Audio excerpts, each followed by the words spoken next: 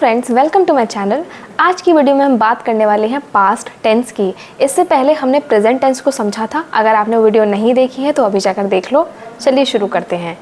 तो past tense में 4 tense होते हैं: past indefinite, past continuous, past perfect and past perfect continuous. सबसे पहले समझते हैं पास्ट इंडेफिनिट को। तो शुरू करने से पहले आप इसका स्ट्रक्चर देख लो। इसमें आता है सब्जेक्ट, वर्ब की सेकंड फॉर्म एंड ऑब्जेक्ट। ये सिंपल पास्ट का स्ट्रक्चर है। इसके बाद अगर नेगेटिव इंटरोगेटिव बनाएंगे तो हम इसमें डिड का यूज़ करेंगे, जैसे कि subject plus did not plus verb की फर्स्ट फॉर्म प्लस ऑब्जेक्ट। और जब इंटरोगेटिव होगा तो डिड को हम आगे कर देंगे। याद रखिए, जब डिड का यूज़ करो तब वर्ब का फर्स्ट फॉर्म यूज़ करो। चलिए अब पहचानेंगे कौन से सेंटेंस को हम पास्ट इंडेफिनिट से बोलते हैं। तो हम सबको पता है पास्ट मतलब हमारा बीता हुआ कल। तो हमने जो काम कल किया या फिर बहुत रिसेंटली पास्ट में हमने किया है, वहाँ पर आप पास्ट इंडेफिनिट यूज़ करो। जैसे मैं मंदिर गया, आई वेंट टू टेम्पल। मैंने पढ़ा, आई स्टडीड। मैंने टीवी देखी, आई वॉच्ड टीवी। मैंने तुम्हें कॉल किया था, आई कॉल्ड यू। ये सारे सेंटेंसेस हमारे रिसेंट पास्ट में हुए हैं, तो इन्हें हम सिंपल पास्ट इंडेफिनिट सेंटेंस से बोलेंगे। क्या आपने मुझे कॉल किया था? डिड यू कॉल मी?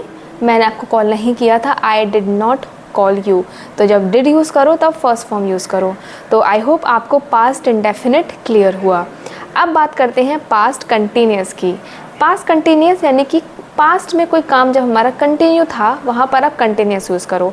यानी कि मैं आपको कॉल कर रहा था, यानी कि कॉल करने का काम कंटिन्यू था पास्ट में। तो इसका स्ट्रक्चर क्या होता है? सब्जेक्ट आएगा, फिर वॉज वर आएगा, आईएनजी वर्ब के साथ लगाएंगे एंड हमारा ऑब्जेक्ट आएगा। तो मैं आपको कॉल कर रहा था, आई वॉज कॉलिंग यू। अब ये आप याद रखिए वॉज कहाँ आएगा। तो वॉज को हम यूज़ करेंगे ही, शी, इट, नेम और आई के साथ। एंड वर को हम यूज़ करेंगे वी, दे, यू के साथ। आई होप इतना आपको क्लियर हुआ है। इंटरोगेटिव सेंटेंस और नेगेटिव सेंटेंस समझ लेते हैं। क्या आप कल गाना गा रहे थे? Were you singing song yesterday? मैं गाना नहीं गा रहा था, I was not singing song yesterday. I hope आपको क्लियर हुआ होगा। अब बात करते हैं पास्ट परफेक्ट की। पास्ट परफेक्ट का स्ट्रक्चर बहुत सिंपल है। इसमें पहले सब्जेक्ट आएगा, हेल्पिंग वर्ब हम हैड यूज़ करेंगे और हमारी वर्ब की थर्ड फॉर्म आएगी। जैसे कि मैंने बोला मैं खाना खा चुका था, तो सेंटेंस बनेगा आई हैड टेकन फूड। अब बहुत इंपॉर्टेंट बात ध्यान से सुनिए। कई बार हम past perfect and past indefinite में कंफ्यूज होते हैं कि सेंटेंस को कैसे बोलें, क्योंकि दोनों ही बातें लगभग एक जैसी लगती हैं अगर आप सेंस लगाएं तो। जैसे कि मैंने खाना खाया था और मैं खाना खा चुका था। आप इस बात को दोनों ही सेंटेंस से बोल सकते हैं। तो यहाँ पर आप ये याद रखिए, अगर कोई चीज़ रिसेंट पास्ट में हुई है वहाँ पर आप पास्ट इंडेफिनिट यूज़ करेंगे। लेकिन अगर कोई चीज़ पास्ट में पुरानी बात हो चुकी है, यानी कि काफ़ी टाइम पहले हुई थी, तो वहाँ पर आप परफेक्ट यूज़ करो। तो इससे आप कंफ्यूज नहीं होंगे। यानी कि मैं तुम्हें बुला चुका था, I had called you already. Hope आपको पास्ट परफेक्ट क्लियर हुआ होगा। अब बात करते हैं पास्ट परफेक्ट कंटिन्यूस की।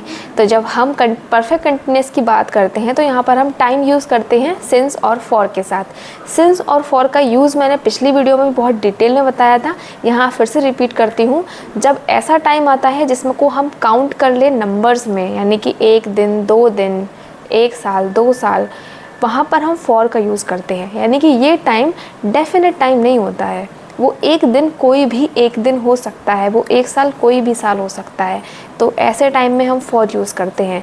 लेकिन जब टाइम डेफिनेट हो, हमें पता हो एग्जैक्टली किस टाइम की बात हो रही है, वहाँ पर हम सिंस यूज़ करते हैं। तो यहाँ पर नेम आ जाते हैं डेज़ के, मंथ के, ईयर कौन सा है ये बताएंगे हम, या फिर संडे, मंडे, मॉर्निंग, इवनिंग, इस तरह के टाइम में हम सिंस यूज़ करते हैं। तो सिंस और फॉर आपको क्लियर हुआ होगा। अब समझते हैं पास्ट परफेक्ट कंटिन्यूस का स्ट्रक्चर।